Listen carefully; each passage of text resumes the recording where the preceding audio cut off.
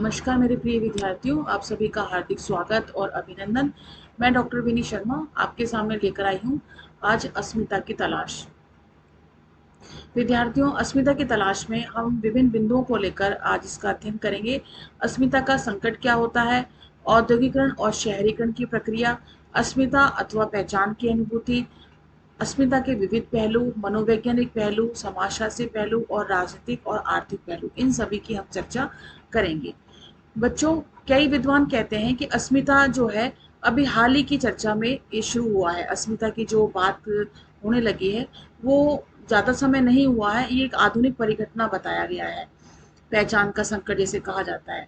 अस्मिता का जो अर्थ लिया जाता है उसे पहचान कहते हैं। और आज के जो वर्तमान युग में जो पहचान का संकट है वो किस कारण से हो गया है कि आज व्यक्ति जो है अव्यक्तिक हो गया है, यानी इम्पर्सनल बनकर रह गया है। व्यक्ति ने अपनी पहचान खो दी है, वो सिर्फ अपने को अपने तक ही सीमित रखना चाहता है। दूसरे से या दूसरे व्यक्तियों से उसे कोई लेना देना नहीं है। खोई हुई पहचान को फिर से हासिल करने के लिए समाज के जो विभिन्न वर्ग हैं, जिसमें महिलाएं भी आती हैं, निम्न वर्ग के लोग, दीनहीन लोग भी आते हैं, अश्वेत लोग भी आए हैं, आदिवासी लोग हैं, अल्पसंख्यक वर्ग के लोग भी शामिल इसमें हैं। इन्होंने अपने अपने स्वत्व यानी सेल्फ और आत्मसम्मान पर जोर दिया है। ठीक है, इसे हम अस्मिता की खोज कह सकते हैं। समझ में ये बात। आज का जो युग है, वर्तमान युग जो है वो कैसा हो गया है, उसमें व्यक्ति कैसा हो गया है, इम्पर्सनल हो गया है। सिर्फ उसको अपने से ही मतलब है, अन्य व्यक्तियों से किसी प्रकार का कोई भी संबंध नहीं रखना चाहता। इसलिए उसकी पहचान जो है खोती जा रही है और इसी पहचान को बनाए रखने के लिए वह संघर्ष में है, जिसमें विभिन्न वर्गों की बात की गई है। महिलाएं हैं, दीनहीन लोग हैं, अश्वेत लोग हैं, आदिवासी हैं, अल्पसंख्यक वर्ग के लोग हैं, जो अपने आत्मसम्मान के लिए, अपने स्वत्व के लिए लड़ाई लड़ रहे हैं और अपने पहचान को बनाए रखने के लिए, अपनी पहचान की खोज के लिए वह हमेशा तत्पर हैं। अब बात आती है अस्मिता का संकट। जैसा कि मैंने आपको बताया, अस्मिता कोई पुरानी अवधारणा नहीं है, नई अवधारणा है। ठीक है, अधिकांश लोग जो है अधिकांश जनसंख्या जो है वो छोटे छोटे गांवों में रहती है।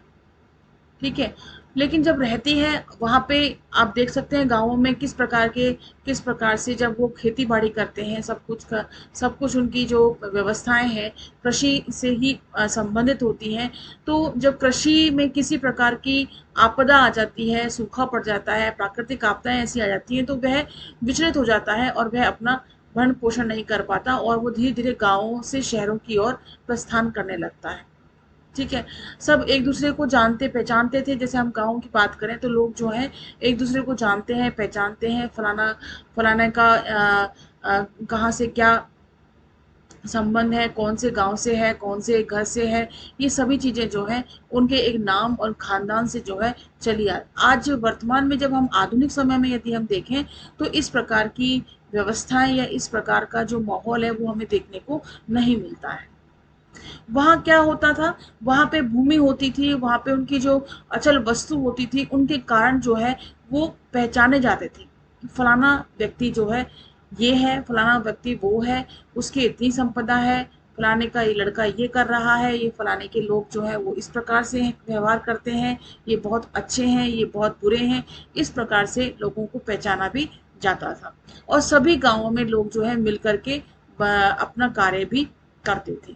वहां पे परिवार जो है अपनी भूमि से यानी अपनी जमीन से जुड़ा होता था, यानी बंधा हुआ होता था। पीढ़ी दर पीढ़ी उनका जीवन वही एक छोटे समाज में बीतता चला जाता था और वे बहुत ही घुल मिल करके वहां पर रहते थे। झगड़े भी होते थे तो प्रेम प्यार भी होता था। हर तरह का जो व्यवहार है वहां पे हमें देखने को मिलता है। वहां पे किसी भी प्रकार के पहचान की या अस्मिता के संकट की बात आती ही नहीं है। लेकिन जैसे ही नगरों का विकास हुआ, नगरों गांवों से नगरों की ओर लोगों ने प्रस्थान शुरू किया, तो नगरों में कारीगर और व्यवसायी अपनी पहचान बनाए हुए रहते थे। यदि हम देखें उन दिनों व्यक्ति की पहचान का संकट बिल्कुल भी नहीं था। जब हम गांवों की बात करें तो इस प्रकार कोई संकट नहीं था। संकट कब उत्पन्न हुआ, जब नगरों का विकास हुआ, औद्योगिकरण का विकास हुआ, शहरीकरण का विकास हुआ, तब पहचान का संकट जो है हमारे सामने आ खड़ा हुआ। अब हम यहाँ बात करते हैं औद्योगिकरण और शहरीकरण की। समय की गति के साथ लोगों की पहचान जाती रही। लोग अपने घर, भूमि, अचल संपत्ति, इन संपदा को छोड़ करके नगरों की ओर, शहरों की ओर प्रस्थान करने लगे और उस अपनी अचल संपत्ति से उनका नाता टूट गया और वह अपने भरण पोषण के लिए नगरों की तरफ, रोजगार के लिए नगरों की तरफ प्रस्थान करने लगे, यानी शहरों की तरफ प्रस्थान करने लगे। औद्योगिक क्रांति के कारण पूंजीवादी व्यवस्था का जन्म हुआ। औद्योगिकरण, मशीनीकरण के कारण क्या हुआ, क्या स्थिति पैदा हुई, पूंजीवाद पैदा हो गया। पूंजीवाद पैदा हुआ, मल्टीनेशनल कंपनीज आ गई, कारखाने बड़े हुए, उत्पादन के संसाधन संसाधन बड़े हुए, फैक्ट्रीज में वृद्धि हो गई।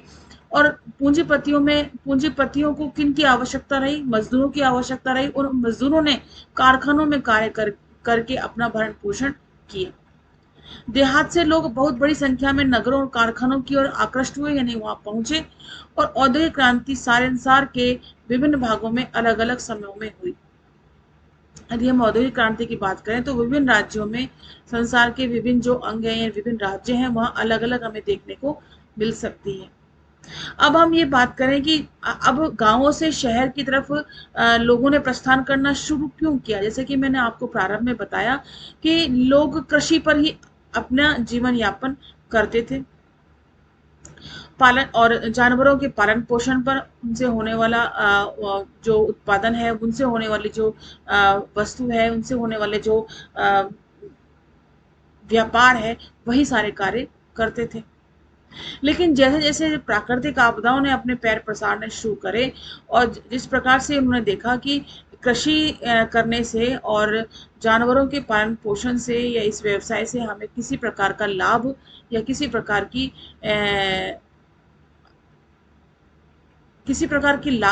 का लाभ नहीं है और बहुत ज्यादा हमें यहाँ हानि भुगतनी पड़ती है, तो क्यों ना हम शहरों की ओर प्रस्थान करें और हम शहरी वातावरण में रह करके अपना विकास करें। तो ऐसी समस्याओं का जब सूत्रपात हुआ, ऐसी समस्याएं जब सामने आने लगी, तो लोगों ने शहरीकरण की तरफ अपना रुख कर लिया। और शहरीकरण जिस प्रकार से औद्योगिक क्रांति या उद्योग या पूंजीवाद की ओर अग्रसर हो रहा था, उनको वहां चाहिए थे मजदूर। और उन्होंने, क्योंकि अब गांवों से लोग आ रहे हैं तो वो इतने शिक्षित भी नहीं है, तो धीरे धीरे उन्होंने मजदूरी करना शुरू किया और ये जो व्यवस्थाएं हैं वो सब गड़बड़ाने लगी। पूंजीवादियों ने मजदूरों का शोषण करना शुरू कर दिया और मजदूर वर्ग जो है सिर्फ पूंजीपतियों को खुश करने में और वहां का उत्पादन करने में ही, वहां की वस्तुओं का निर्माण करने में ही लगा रहा और धीरे धीरे वह अपनी मूल पहचान से होता हुआ चला गया, लुप्त होता हुआ चला गया। सबसे पहले हम औद्योगिक क्रांति की बात करें तो सबसे पहले इंग्लैंड का नाम आता है, पश्चिमी यूरोप, अमेरिका। ये क्रांति 19वीं सदी के मध्यकाल में हुई यहाँ पे, और 20वीं शताब्दी में एशिया देशों में इस क्रांति का सूत्रपात हो गया।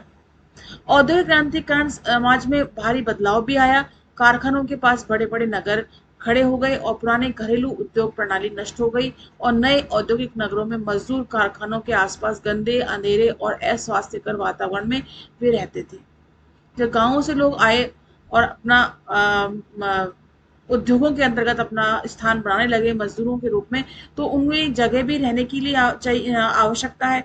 उन जगहों के लिए जगह है, मतलब स्थान विशेष के लिए उन्होंने क्या किया कि वे उन कारखानों के आसपास ही रहने लगे और वहां जो गंदी बस्तियां और अंधेरा और किसी प्रकार की सुविधा नहीं होने पर भी उन्हें वहां अपना जीवन बिताना पड़ा।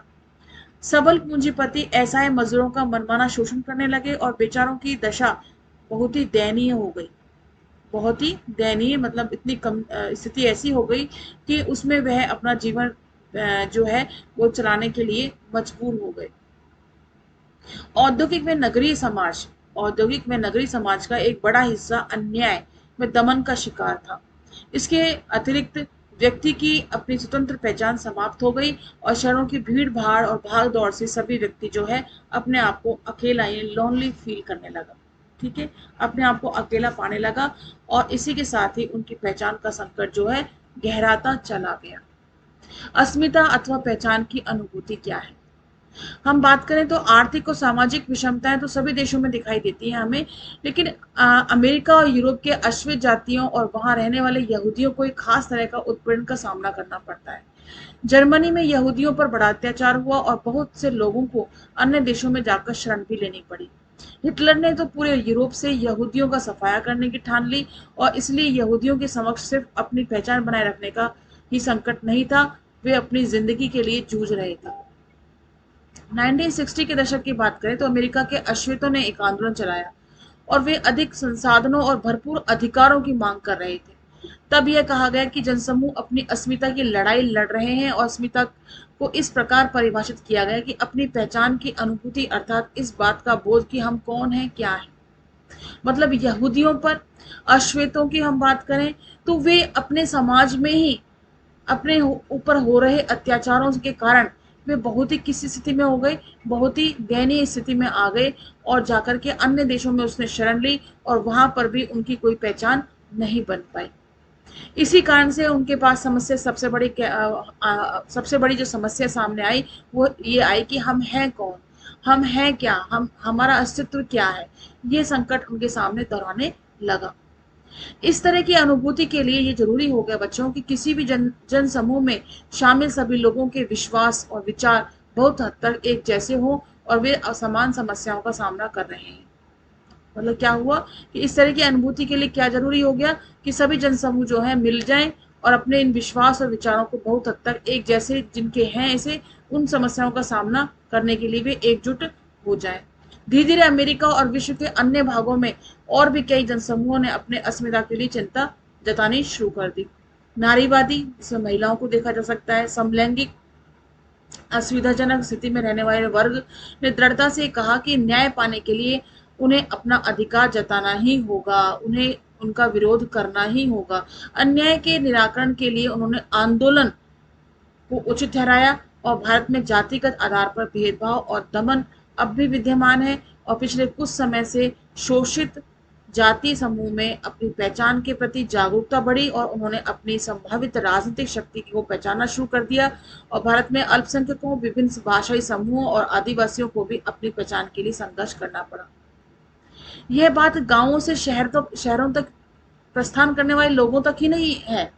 इसमें यह भी बताया गया है कि जो निम्न जाति है, जो श्वेत और अश्वेतों में जो अश्वेतों की स्थिति है, जो दीनहीन लोगों की स्थिति है, जो नारियों की, महिलाओं की स्थिति है, समलैंगिकों की स्थिति है और ऐसे वर्ग के लोग जो समाज में अपने कोई भी स्थान नहीं रखते हैं, जैसे कि अल्पसंख्यक वर्ग के लोग, इनकी भी अस्मिता, इनकी भी पहचान जो है वो भी संकट में है कि हम हैं कौन, हमारा अस्तित्व है क्या।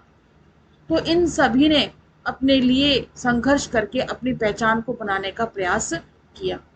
विद्यार्थियों, अस्मिता की तलाश यानी अपनी पहचान की तलाश, अपनी पहचान को बनाए रखने की तलाश, ये सभी व्यक्तियों को अपने जीवन में करनी होती है। अपनी पहचान को बनाना होता है, तभी लोग उसको जान पाते हैं, समझ पाते हैं।